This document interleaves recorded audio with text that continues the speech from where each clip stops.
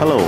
Thank you for tuning into this third episode of Money on the Move. My name is Faisal Khan. In this episode, we talk about the tens of trillions of dollars problem that's faced in moving money around the world in the banking system. I'm joined with my co-host Malani Kannan. Malani, how are you? I'm good. How are you, Faisal? Doing good, doing good.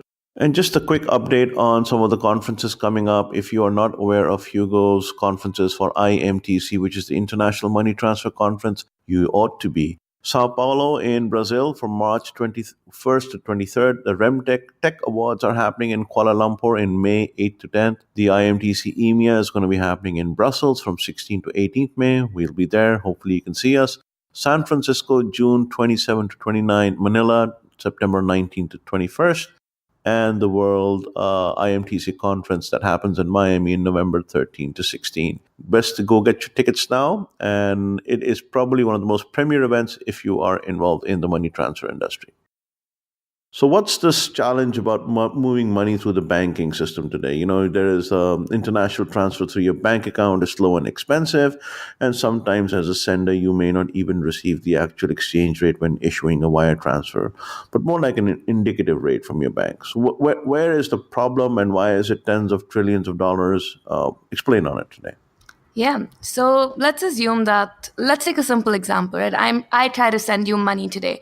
I'm sitting here in Singapore, you're sitting there in Istanbul, and I say I want to send you 500 lira.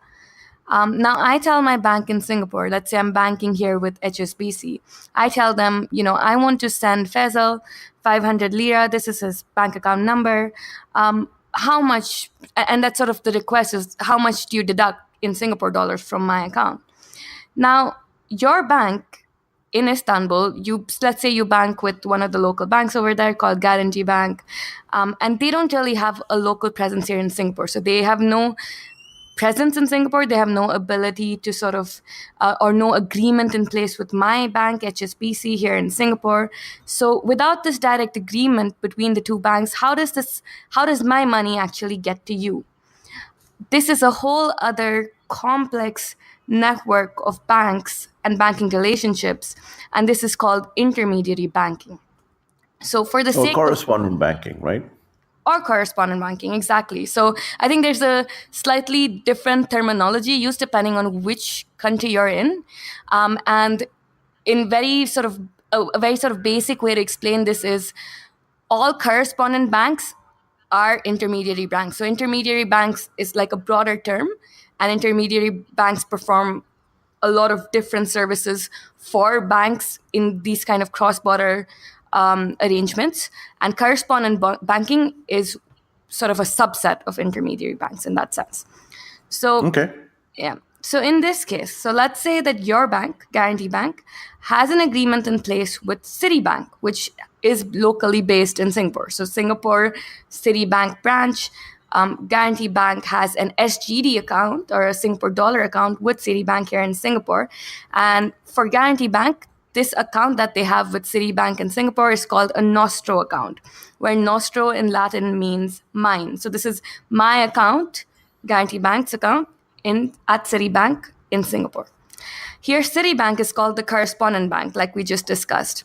And for them, this account that Guarantee Bank has with them is called the Vostro account, or Vostro in Latin means yours, which is this is your account, this is Guarantee Bank's account with me, right? So generally speaking, this is the banking arrangement that these two banks have, and it's quite likely that both banks would have accounts with each other so that they do like a daily settlement of like credits and debits based on. And what does that mean to have an account? Because you have to explain that to the listeners that it actually means that they have to put money over there. That's They right, have to and park and block their money. that's right, and that's where some of this liquidity issue comes to, and this whole $10 trillion problem that we're trying to explain. This is where it comes from, because this is one banking arrangement that they have, where they have an account in another currency with a bank in another country.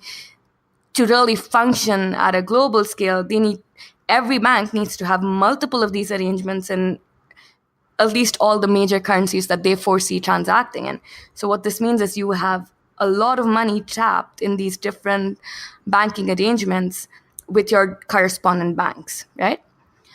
So just to sort of complete back on the example where I'm trying to transfer money to you, so I would give an instruction to my bank, HSBC Bank, saying, whatever that Singapore dollar equivalent is, I need to get 500 lira to Faisal's Guarantee Bank account. HSBC would transfer this money actually to Citibank, to Guarantee Bank's Nostro account with Citibank. Citibank would then do their, transaction settlement with Guarantee Bank and send that message through the SWIFT network, and Guarantee Bank transfers that equivalent lira amount, 500 lira, into your account. So that's, But there's a I think this is question the mark. most simple version of it. Yeah. So there is a problem, in this thing. There is no guarantee that I will actually get 500 liras. In fact, there's no way for Citibank to guarantee, or even your local bank to guarantee with what Citibank might deduct in the middle. Even though you may pay a full SWIFT fee, the correspondent bank may deduct $20, $30, and I may not even get 500 liras in my account. I'll probably get something else. And what my bank deducts, I have no idea. So it's basically a surprise. You only get 420 liras in my account, when you send the money. So just wanted to make that point, but coming back to how complex does this get? Well, what you've just shared is a simplified version, right? Where only one intermediary bank is involved. However, depending on the currency pairs, and that's a very important thing here, currency pairs, and the sender and the recipient banks, it is possible for more than one intermediary bank to be involved and potentially another currency like the US dollar in the middle to facilitate the transaction. There may not be many Tanzanian shillings to Singapore dollar transactions. Hence, you may have to convert the Tanzanian shillings to US dollar, the US dollar to the Sing dollar, and do the transaction. Exactly. This is why. Yeah, and this is why international funds transfer can take anywhere from hours, wouldn't that be nice, to a few days. And depending on the network of the intermediary banks between the sender and the recipient banks, it's more likely days than hours. I can speak from experience. And if the currency pair conversion isn't direct, then a third currency like the USD is being used to facilitate the transfer, and it also impacts the actual FX rate that we incur. Because now you are introducing another currency, yes, the transaction is going to get more expensive, which is why sometimes you're only given an indicative amount of what you will be charged for the transfer, and the actual amount or what actually lands into my account would probably differ from what you've been told. Hold on, what's the next one? What this also means is that all the banks need to enter into such third-party banking relationships for each major currency and participate in a bigger intermediary bank network, tying up the liquidity, and this also ties up the liquidities that the bank have. Not to mention, it also brings in many external liquidity partners like FX brokers and payment settlement networks, which then have their own charges. To simplify this and make this quicker and less expensive, we have other systems apart from SWIFT, like the BACS in the UK or SEPA, in the Eurozone, that provide a cheaper and a faster alternative for the country regions they are applicable in. That is one currency. However, the minute we go cross-border, that statement really doesn't hold true. The basic principle is to maintain multiple accounts with one central entity instead of multiple banks to allow for automated clearing, and to do this in a single country instead of multiple country pairs is to make it is to make the whole thing cheaper. Reality is very different. Yeah, and actually, this is where I wanted to pause and ask you something, Faisal, because I think in all the experiences that we've had and sort of even all the things that we've talked about, this idea of having a central entity to allow for almost like a settlement in one single currency or one single, even a ledger of credit and debit, it becomes very complicated to put in practice when you have more than one currency that a region is operating in, right? So this is actually a very ideological state of the world in a way. So, I would love to comment on this thing, but you have a pending point, which is, how Ripple is going to solve this problem. And I think once you're done with that statement, I will then maybe interject and let you know my view of how it can be solved. And my view, to sum it up, is that we cannot have a central entity, and we should be looking at decentralized systems the decentralized exchanges, and we should be looking at something called JIT, just in time. So just in time contracts, just in time liquidity, just in time deposits, and just in time payments. Right. But anyways, I'll let you explain the Ripple problem. Right. So, yeah, so you gave it all away. So, there is a company out there that's been trying to solve this for a couple of years now, and that's Ripple. And we've heard about Ripple, but just for those of us who are still trying to put Ripple in context of the problem that we just shared, Ripple is attempting to solve this problem at a global scale. This idea that we talked about, that we'd have people have to have multiple banking arrangements to operate funds transfer at a truly global scale. What if you could have it real time? What if you could have it, in one single currency pair or one central currency in a way, for all of money transfer? So Ripple is built on something called the Ripple Transaction Protocol, or the Ripple Protocol. And it has features that are similar to the blockchain, but I think the common consensus, and at least my viewpoint, is it's not exactly like the blockchain. So, what are the similarities? It uses a distributed ledger, very much like the blockchain, that's consensus based. It can record and settle transactions in near real time. On the Ripple protocol, I think just about 20 days ago, the official statement was they can do 1,500 transactions per second for just a few cents. So it's definitely as close to real time as it gets, and it's cheaper than what it costs to run things through the Swift network. And Ripple has a native currency called the XRP, which we discussed in our first episode as well, similar to how the blockchain has Bitcoin, right? So it does have a currency associated with it. But what are the differences? It's not actually decentralized because it's owned by a private company called Ripple Labs. And in that sense, they have complete control over this platform. And unlike the blockchain, Ripple Labs has a clearly stated objective for the platform and the currency, and that is to facilitate international money transfer in real time in a cheap manner so that it's accessible to all. So at an individual level, Faisal, today I can buy and send you XRP instead of trying to convert my SGD into Lira so that you get a certain amount of money. Now, banks can do the same, and banks are, or at least Ripple has put out a lot of press releases showing that banks all around the world and even MTOs like MoneyGram are connecting to the Ripple protocol to make money transfer cheaper, quicker, and avoid this $1 trillion flow problem that we're talking about. And I'll leave you to explain a little bit of this, but there is a difference between using the Ripple protocol and using XRP, right? And that's really where the question of is this going to be successful comes about. First of all, I want to point out to anyone listening, we are not doing this as a paid podcast for Ripple. I love Ripple. However, I feel that there are many areas where they are lacking. A common misnomer is that the XRP is what the banks will use to transfer money. Banks actually don't use XRP at all. It's a direct ledger integration, and you will have correspondent banking relationship removed because both the banks can now talk to each other on using the Ripple protocol and adjust their ledgers. So that is one thing. Is Ripple going to be the ultimate solution? I don't think so. If you ask a Chinese government or the Russian government or the Indian government or some countries in Africa or the GCC or Iran, what have you, would you accept a solution by an American company as the de facto solution of transferring money worldwide? What do you think the answer is going to be? It's going to be no.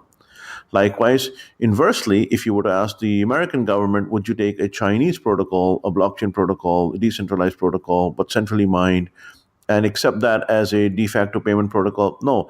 The Europeans would have the same view and so forth. So I don't think so. Unlike the internet of data, I don't think so. We will have a single protocol. Ripple will be one of the many protocols. I am convinced of that.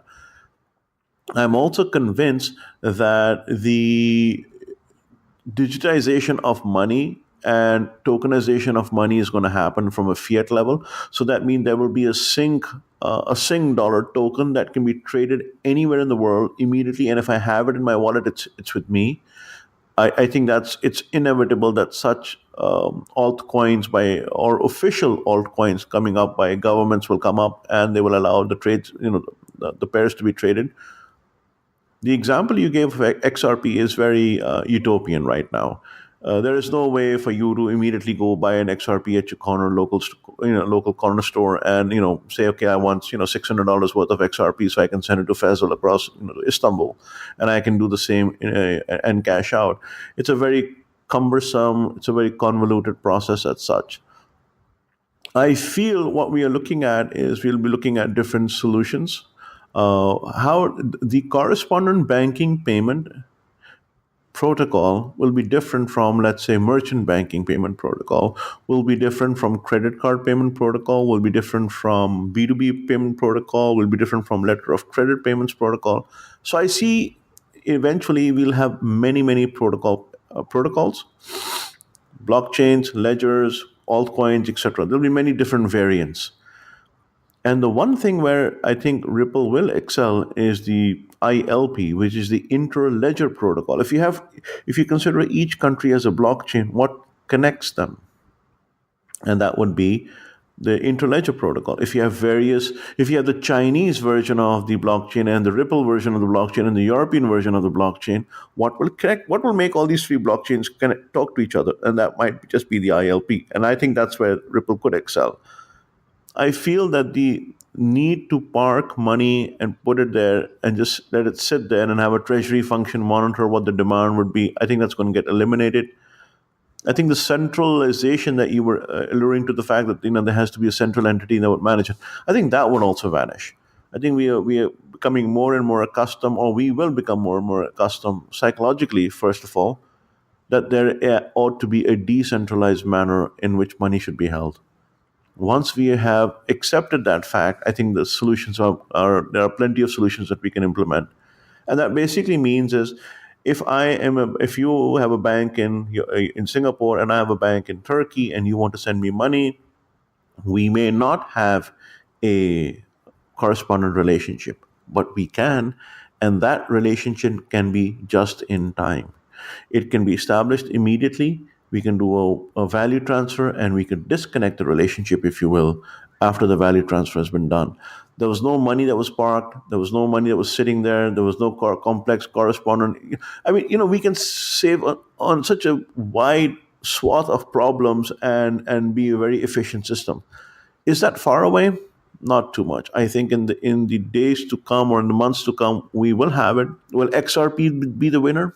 Who knows? I don't know. It's like saying, is the VCR going to be the winner? I think the VCR didn't win, but then people said, oh, the DVD won. Actually, DVD also died. Who won? I think the formats won, right? The underlying protocols won. So we'll see where it goes, but I don't see XRP and Ripple being the only solution provider, because I think they're going to face plenty of competition from other countries and other solution providers themselves. And I think you addressed very well, while you were providing what you see as the vision and what you think is going to happen. One of the real concerns with using XRP, because the amount of volatility that is there in any of these cryptocurrencies. So XRP, for example, is, just a couple of days ago on 4th of Jan, I think XRP hit it hit a high. It was one XRP was about $3.68 US, and the market cap was about 142 billion. But then today, as I was sitting and crafting this example, and I checked on the prices again, one XRP is 1.2 US, and the market cap is about 46 billion. So it wouldn't actually make any sense for me to send you XRP, right? And that's the biggest concern for someone like me when I think about adopting XRP. So what you suggested also alludes to the fact that without XRP or any of these currencies taking on that central role, we wouldn't have to question so much the volatility of it. And in a way, it would probably address the volatility of it just by adoption. That is true. But there's another thing, Melanie, you need to be aware of, that there's something, although I have to be careful when I say this. There are two camps. One says this is genuine, one says this is a fraud. I really don't know. But the concept, if we were to look at the concept, there is something called tethered. You have something called Right. USD tethered, you have GPB tethered, and it's basically a derivative contract on the blockchain, and basically it guarantees that the USDT for tethered remains stable. It remains as $1. It doesn't go down to zero point 0.7 of a dollars and doesn't go immediately high as $1.5. It remains at $1. And when you have your currencies on the blockchain, and when you're not trading them, or when you don't want to keep your Bitcoin in Bitcoin, but you can convert it into the USD tethered. The difference between the tethered dollar and the regular dollar is that the tethered dollar is also an altcoin. It can be sent anywhere. The US dollar cannot be sent anywhere. It would be exchange dependent, right? So if I take my Bitcoins and I convert them to dollars, that's basically a dollar balance sitting in the fiat bank account of that exchange. But if I have USD tethered, it's another altcoin, and it'll behave just like the US dollar, and I can send it anywhere I want. So I think the tethered concept and the derivative concept in currencies will eventually show up. What role they will play in the clearing and settlement, because the tethered does have a premium on it, remains to be seen. But it diminishes the volatility in a huge, huge way. Okay, wonderful. On that note, I think let's close this episode and looking forward to hearing people's comments and any other thoughts on this topic. As always, if you have any comments or suggestions, you can write on money on the move at aroundthecoin.com. That's money on the move, all one word, at aroundthecoin.com. Or if you prefer the shorter version, MOTM at aroundthecoin. Both the email addresses will come to us, and we'll be happy to read your suggestions or comments. Till next time, Faisal Khan signing out. And Malni Kannan signing out as well.